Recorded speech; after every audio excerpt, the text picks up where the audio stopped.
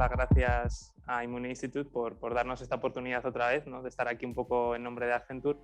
Yo soy Miguel Sánchez, como decíamos, formo parte del equipo de Accenture Security en Iberia, ahora también con alguna responsabilidad en el ámbito europeo y sobre todo enmarcado en lo que tiene que ver con el mundo de la inteligencia de amenazas. No sé si más o menos conocéis este mundo, si habéis oído hablar de ello. Más o menos, a ver, levantad la mano quienes conozcáis más o menos ese mundillo de la inteligencia. Vale, perfecto. Pues como solo tenemos una persona que conoce este mundo, vamos a intentar sentarse primero una base y después ya explicamos pues, algún caso práctico de investigaciones que hemos realizado y un poco para que veáis el tipo de trabajo que realizamos en este ámbito, ¿no? ¿Por qué hemos llamado la charla Sherlock Holmes? Al final, a mí siempre que empezamos a explicar esto de la inteligencia de amenazas, me gusta hacer una analogía con lo que pasa en el mundo físico, lo que ocurre en el mundo físico, ¿no? Vemos que tenemos diferentes investigadores, ¿no? Si por ejemplo prestamos atención a fuerzas y cuerpos de seguridad del Estado, que su trabajo básicamente es recopilar, o parte de su trabajo, recopilar información sobre los criminales, ¿no? ¿Para qué?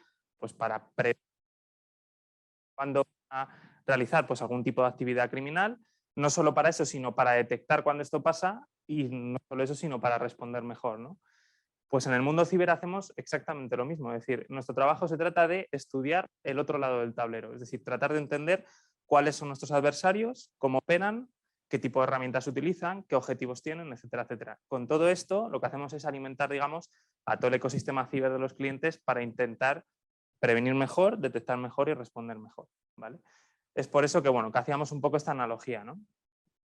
Pero cuando hablamos de inteligencia, ahora que parece que suena fácil, realmente estamos hablando de un concepto que es muy difícil de producir y que depende sobre todo de tres grandes factores. Por un lado, los datos que sea capaz de recoger. Al final, bueno, como podéis imaginar en una investigación o una recopilación de información, lo que estamos haciendo es acceder a fuentes muy diversas, muchísimas fuentes, no os podéis imaginar, y toda esa información tenemos que procesarla. Pero no solo eso, las fuentes tienen que ser de calidad, tenemos que asegurarnos de que esas fuentes realmente nos proporcionan datos que nos van a ser de valor para después plantear estas estrategias, ¿no? De detección y de respuesta. Aquí estamos en los datos, es decir, importancia, la fuente, primer concepto. Segundo, información. Yo cuando estoy recopilando datos de muchas fuentes, al final tengo datos inconexos, no están normalizados, que de alguna forma pues, no tienen valor para el cliente o no tienen valor para nosotros como ámbito ciberdefensa, ¿no? Para eso necesitamos pasar por un proceso más o menos automático en el cual pues hagamos ese procesamiento de los datos, ¿no? Y lo convirtamos en información consumible por personas. Pero es que ahora viene el tercer factor que es el más importante y son las personas. Antes decía nuestro compañero, ¿no? De Countercraft, lo importante son las personas, al final es lo que hacen las empresas. Pues en este ámbito exactamente lo mismo. Para conseguir inteligencia necesitamos a alguien que luego consuma esa información y le aplique inteligencia. Inteligencia con una máquina es muy difícil que llegue a aplicar, ¿vale? Y esa es la labor de los analistas de inteligencia, intentar ir correlacionando estos datos y sacando conclusiones que sean de valor para los clientes, ¿vale? Vale. Antes de pasar a los casos prácticos y a cómo se alimenta al resto de capacidades ciber de las que seguro que habéis oído hablar, sí me gustaría hablar de los tipos de inteligencia, un poco para que estáis en el contexto, ¿vale? En la misma línea que nosotros. Normalmente cuando hablamos de inteligencia hablamos de tres grandes tipos de inteligencia, ¿no? Por un lado la estratégica, al final esto es, digamos que es inteligencia más a alto nivel, ¿no? Al final la inteligencia tú la tienes que producir teniendo en cuenta quién va a ser su consumidor. En este caso estamos hablando de perfiles de alto nivel, que les interesan pues, cuáles son los riesgos, cuáles son los objetivos, qué amenazas tenemos, etcétera, etcétera. ¿Vale? Analizar tendencias, todo este tipo de cosas. Después de tener esto y de tener la inteligencia estratégica, pasamos ya a un nivel más operativo, que quizás es el que más os interese, ¿no? Que es analizar el comportamiento de esa amenaza. Es decir, realmente cuáles son, ¿no?, las famosas TTPs de las que hablamos, ¿no? Es decir, tratar de entender cómo se mueve esa amenaza. En cuestión, al final lo que estamos viendo es que el atacante, el adversario, del mismo modo que nosotros somos una organización con empleados que trabajan con un objetivo común, ellos son una organización con una estructura, tienen sistemas de recruiting, o sea, hay que entenderlo como totalmente una compañía. Y al final ellos tienen una metodología de trabajo y esa metodología de trabajo la tenemos que entender para hacerle frente. Y luego, por último, tenemos ya la inteligencia más táctica o técnica, si lo queremos decir así, que está basada pues, sobre todo en lo que llamamos indicadores de compromiso, que seguro que habéis oído la palabra, Aquí al final, si hacemos la analogía, ¿no?, con el mundo investigación, pues estamos hablando de las huellas que dejan los atacantes en la red, ¿no? Entonces, por ejemplo, pues igual que cuando hay una escena de un crimen, pues tú tienes muestras de ADN pues, a través del pelo, o puedes ver cómo se han quedado los objetos, ¿no? O si hay algún tipo de signo de violencia, etcétera. Exactamente lo mismo lo tenemos en el mundo ciber. Tenemos al final pues, esos indicadores que nos hacen entender si tenemos un compromiso. Y no solo eso, sino quién ha podido ser el que haya comprometido la red. Lo bueno de eso es que nos permite estar, si me permitís la palabra, digamos, un paso por delante, porque al final ya sabemos quién es el adversario, ¿no? Vale. Pero ahora, claro, toda esta inteligencia que generamos o toda esta información que generamos, ¿para qué sirve, no? Porque al final la inteligencia en sí, digamos que no es el fin, es un medio para alcanzar un fin, ¿no? Y es por eso que siempre nos gusta posicionarla dentro de lo que es el centro de las operaciones ciber de los clientes. Cuando hablamos de operaciones ciber, hablamos de cualquier cosa que tenga que ver con la seguridad de una compañía, ¿no? Entonces, por ejemplo, vemos cómo tenemos interrelación con threat hunting. ¿Sabéis lo que es el threat hunting? ¿Lo conocéis más o menos? Bueno, threat hunting básicamente lo que es, de manera resumida y alto nivel, es generarte, digamos, unas hipótesis, vamos a decir, de posibles compromisos que te hayan podido ocurrir.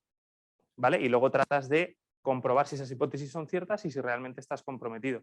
Claro, para generarte esas hipótesis necesitas dos factores. Uno, la experiencia, que puede ser un plus, pero claro, también necesitas información de quién está en el otro lado para ver si te ha comprometido o no. Nuevamente estamos alimentándonos del centro de la inteligencia. Si hablamos de monitorización, estamos hablando de, al final, pues tratar de usar esta información para detectar si realmente, pues nuevamente hay un compromiso de la organización de una manera, digamos, más automática, si lo queremos decir así. Gestión y respuestas de incidentes. Al final tenemos una amenaza, tenemos un incidente, hemos detectado un incidente, ¿vale? Pero ¿esto quién es? Es decir, ¿qué prioridad le doy?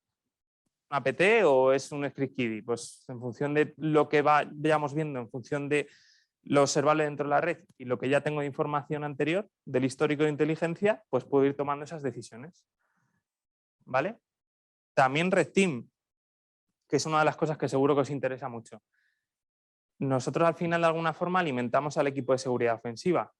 Por ejemplo, ahora pues hay un modelo que se llama modelo Tiber, dentro de lo que es el ámbito de la Unión Europea, sobre todo pues orientado al sector financiero, en el cual lo que se hacen es diseñar playbooks de ataque para los clientes simulando amenazas reales. Claro, para hacer estos playbooks de ataque o estas simulaciones tienes que conocer realmente cuáles son esas amenazas reales, ¿no? Estrategia y riesgo, que quizás os interese menos. Gestión de vulnerabilidades, lógicamente estabilidad de vulnerabilidades, investigar pues, cuando aparece un 0 day, un exploit público, si no, todo esto nos va modificando, pues digamos, ese ciclo, ¿no?, de gestión de vulnerabilidades.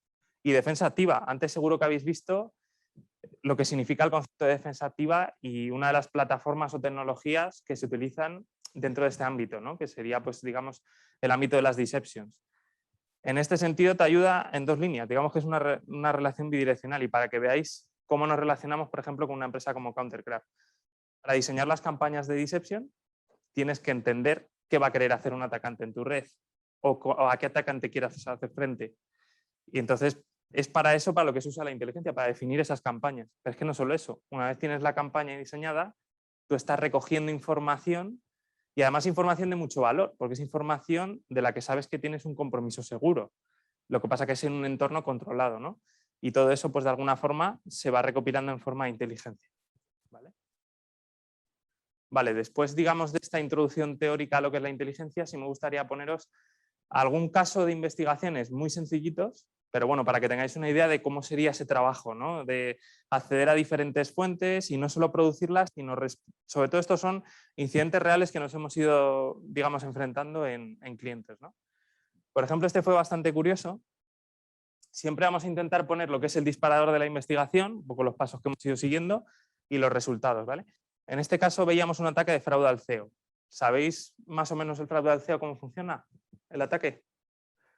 Básicamente este ataque en lo que consiste es, se hacen pasar pues, por un alto cargo de tu compañía y tú como empleado, digamos, por ejemplo, pues del departamento de tesorería, claro, te habla el CEO y tú, ¿no?, te entra cierta urgencia o cierta sobreconfías en esa persona, si lo podemos decir así, y entonces le facilitas los datos que te va pidiendo, ¿no?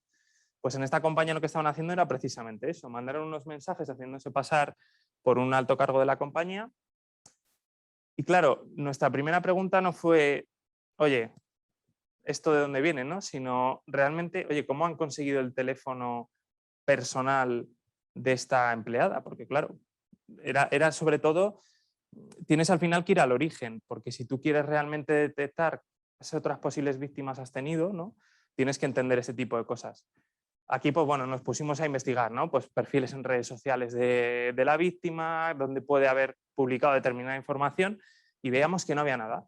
Entonces, bueno, era curioso, ¿no? ¿Dónde habían sacado esta información? Después dimos con una red de empleo, para que veáis lo importante que es la información que damos en Internet, ¿no? Vimos una red de empleo que se llamaba Holaconet y empezamos a ver que había pues, cierta información de esta persona, digamos, enmascarada, si lo queremos decir así. Y en esa red social lo que se hacía era, por ejemplo, anunciar una extensión, una plataforma, una herramienta que se llamaba Lusa, que lo que te permitía era, dado un perfil de red social, digamos que era como un gran data lake de información de la gente, para que os hagáis una idea de dónde están llegando, que se supone que era para fines legítimos. Es decir, para que recruiters, por ejemplo, pues pudieran acceder a teléfonos de contacto, correos electrónicos, etc. ¿Cuál es el problema? Que los malos también tienen acceso a esas herramientas. Entonces lo que nos dimos cuenta era de que muchos de los empleados de esta compañía tenían sus datos ahí y al final era donde lo estaban sacando. Entonces, bueno, lo que hicimos fue intentar detectar cuáles eran esos empleados e intentar ir, pues, digamos, haciendo comunicados y avisos para proteger, digamos, el ámbito de la compañía, ¿no?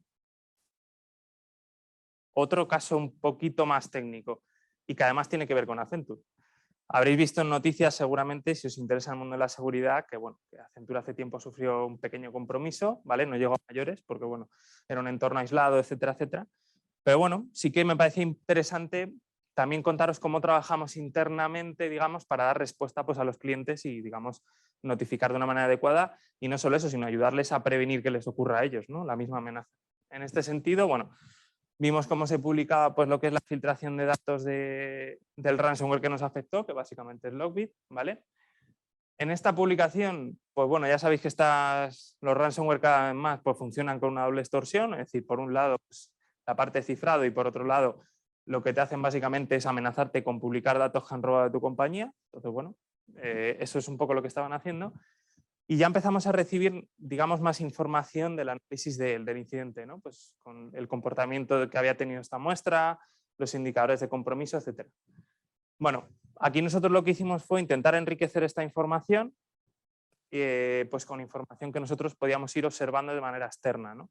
Porque la parte interna iba por otros cauces que no eran el equipo de security al cliente, vamos a decir, ¿no?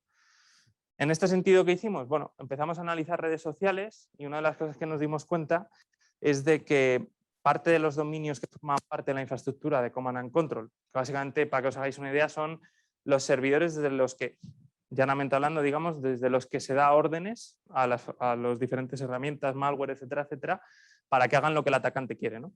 Entonces, en este sentido, veíamos como uno de los dominios ya se reportaba como un dominio que formaba parte de infraestructura de Command and Control. Pero no solo eso, sino que había otros, si os fijáis, que también estaban relacionados, ¿vale? con ese dominio principal. Eso nos ayudaba también a los clientes a decirles, oye, tened cuidado no solo con el nuestro, sino con aquellos otros que pudieran tener sentido, ¿no? No solo eso, sino que si empiezas a tirar del hilo, al final es una investigación, si os fijáis, y es ir pues, buscando claves, buscando piezas y tratar de unirlas de la mejor manera posible, ¿no? Con unas conclusiones un poco más serias, ¿no? Veíamos pues, direcciones IP que habían sido, por ejemplo, en el pasado a las que se había resuelto ese dominio. En ese sentido, pues bueno, lo podemos ver en herramientas que ya he mencionado ahora como Virus Total, ¿vale?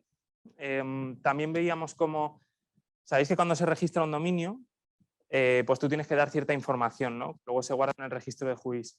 Pues en ese sentido lo que vimos es quién era quien había registrado esos dominios y se había registrado más. Resulta que el mismo día había registrado más dominios que, bueno, al final, de alguna forma, si están registrados por la misma persona o entidad y uno de ellos ya está, digamos, relacionado con una actividad más maliciosa, pues oye, qué menos que prestar atención a los demás, ¿no? Sobre todo cuando están lanzando campañas de una manera muy activa, ¿no?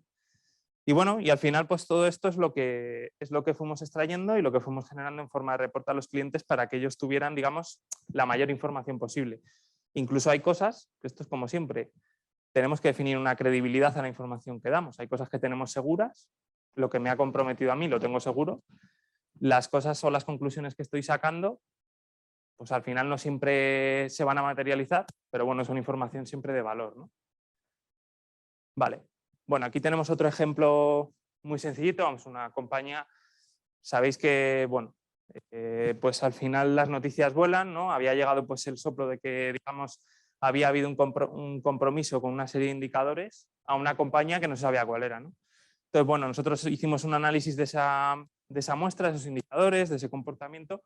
Hicimos un poco, pues a través de nuestras fuentes identificamos cuál era la muestra, era RIU, una variante de RIU, y vimos pues cuál era la empresa afectada y de alguna forma pues con eso pudimos controlar ese riesgo por terceros si es que era parte de la cadena de valor del cliente, que no lo era, ¿vale? Un caso de cadena de valor que sí quizás es interesante saltar es este que tenemos aquí. Al final, bueno, habréis oído todos que está muy de moda, ¿no? El tema del riesgo por cadena de valor o riesgo por terceros. Básicamente esto lo que quiere decir es, oye, yo establezco muchas relaciones de confianza con mis proveedores o con mis clientes. Por ahí también, siempre habéis oído hablar del eslabón más débil de la cadena, ¿no? Por ahí también me puede entrar una amenaza, ¿no?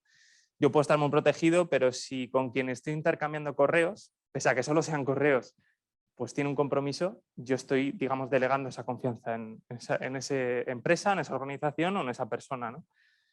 En este caso, lo que nos pasó, pues veíamos como nuestro cliente de alguna forma tenía pues un servicio con este proveedor de call center, ¿vale? Pues al final, bueno, oye, uno de los servicios que se le puede dar a una organización, ¿no? En este sentido, ¿qué es lo que pasó? Nosotros lo teníamos incorporado dentro del ciclo, digamos, de monitorización activa, ¿no? Pues intentando encontrar siempre si se publicaba algo en prensa, en redes sociales, si había algo en Deep Web, Dark Web, que se estuviera comentando acerca de estos proveedores, etcétera, etcétera. ¿Qué es lo que vimos? Pues bueno, vimos que al final esta compañía pues había habido un tuit relacionado con una posible huelga, ¿no? Luego, tirando del hilo y enterándonos un poco de lo que había pasado, lo que veíamos era que de alguna forma pues estaban moviendo determinadas organizaciones los call centers a otros países, ¿no? Ya sabéis, una cuestión de costes y demás. Y con esto lo que estaba pasando era que, claro, había gente en nuestro país que se estaba quedando sin trabajo, ¿no? O que estaba reduciendo la carga y entonces, pues bueno, podía haber cierto problema laboral en ese sentido. Y bueno, fuimos capaces de alguna forma de predecir una huelga que iba a afectar a nuestro cliente sin que nuestro cliente lo supiera. Entonces, bueno, pues ya le pusimos de preaviso y de alguna forma se creó pues un caso de uso relacionado con esto. Pues muchísimas gracias a todos.